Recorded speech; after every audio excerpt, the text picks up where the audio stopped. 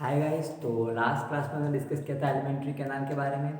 और अब हम आज की क्लास में एलिमेंट्री कैनाल के जितने भी पार्ट है और उन पार्ट्स के बारे में हम चर्चा करेंगे।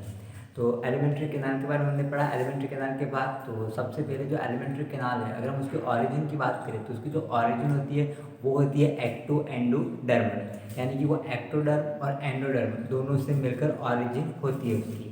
अगर एक्टोडर्म की बात करें तो एक्टोडर्म से माउथ एंड हार्ड पेरेंट, उसकी ऑरिजिन एक्टोडर्म से होती है।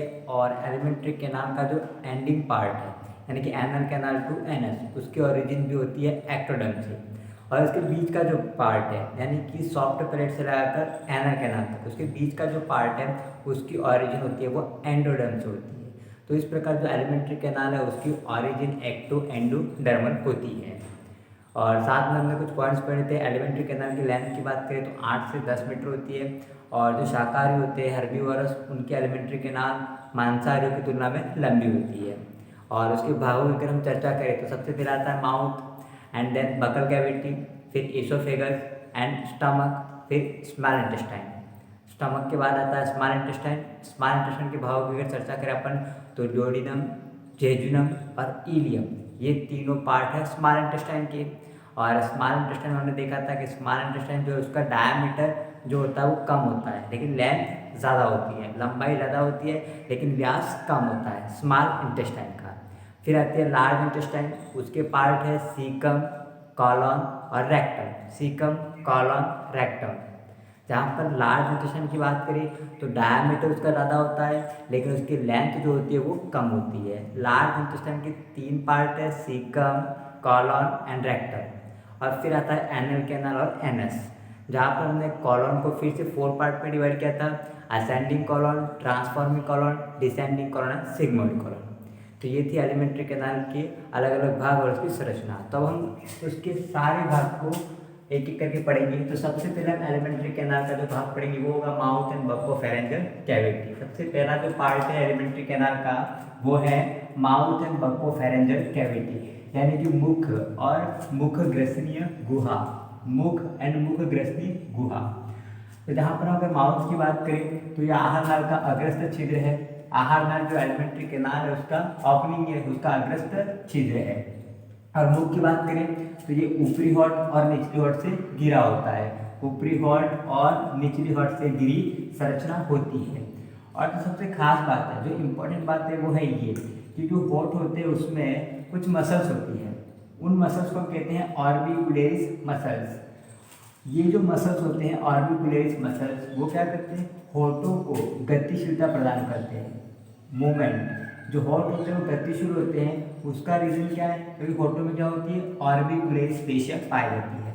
तो अगर माउथ की बात करें तो ऊपरी हॉट और निचली हॉट, उससे जो घिरी संरचना है उसको अपन क्या बोलते हैं, मुख कहते हैं। और जो हॉट है उसमें जो मसल्स होती है जिनको अपन बोलते हैं ऑर्बिकुलेरिस मसल्स, ये मसल्स क्या करती है, होठों को गतिशीलता, मूवमेंट प्रदान करती है, मूवमेंट प्रोवाइड करवाती है। इसके बाद खास बात, होठों की जो भीतरी सतह होती है, इनर लाइनिंग, जो इनर सरफेस है, भीतरी सतह है, वहाँ पर सीरस मेम्ब्रेन होती है। कौन सी मेम्ब्रेन होती है, सीरस मेम्ब्रेन। जो होठ है उनकी जो इनर लेयरिंग है, आंतरिक जो सतह है, इनर सरफेस है, वहाँ पर सीरस मेम्ब्रेन होती है। और उस सीरस मेम्ब्रेन में सीरस ग्लैंड होती है। कौन सी ग्लैंड होती है, सीरस ग्लैंड, जो कि म्यूकस ग्लैंड के द्वारा रूपांतरित होती है। खास बात, सीरस ग्लैंड जो होती है वो म्यूकस जो ग्लैंड होती है उसकी रूपांतरित ग्लैंड है, सीरस ग्लैंड, जो कहाँ पर होती है, होठों की जो आंतरिक सतह है वहाँ पर होती है।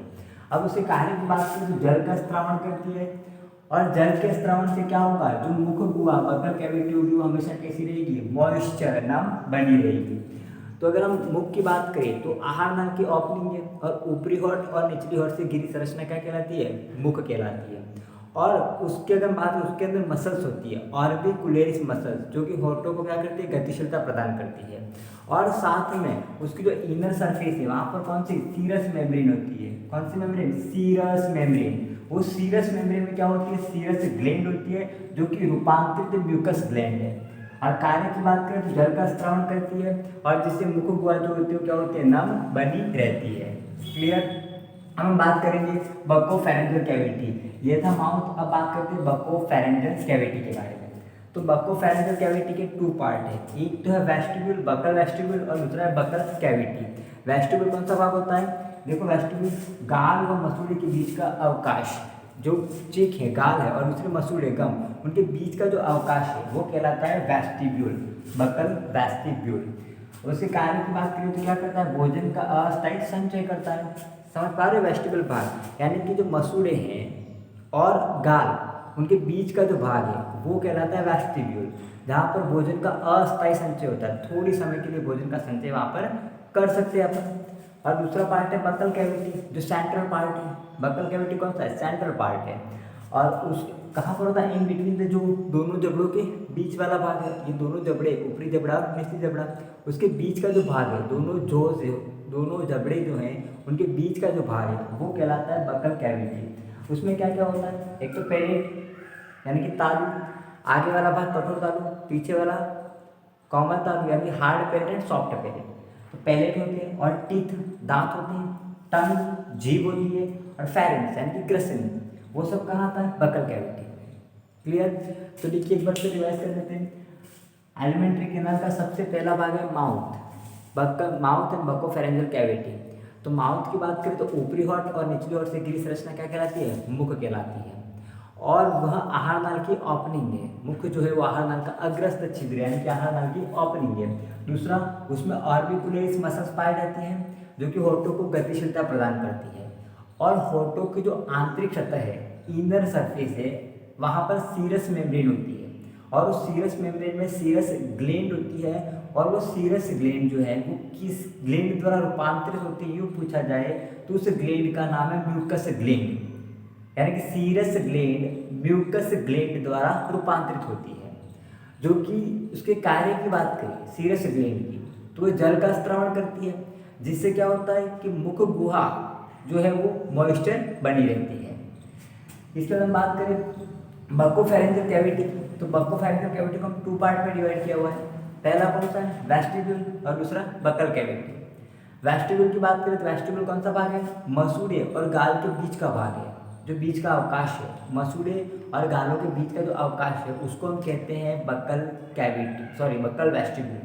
और वहाँ पर कार्य की बात करें तो कार्य क्या है? भोजन का अस्थायी संचय करना। थोड़ी देर के लिए भोजन का क्या करता है? वो संचय करता है, अस्थायी।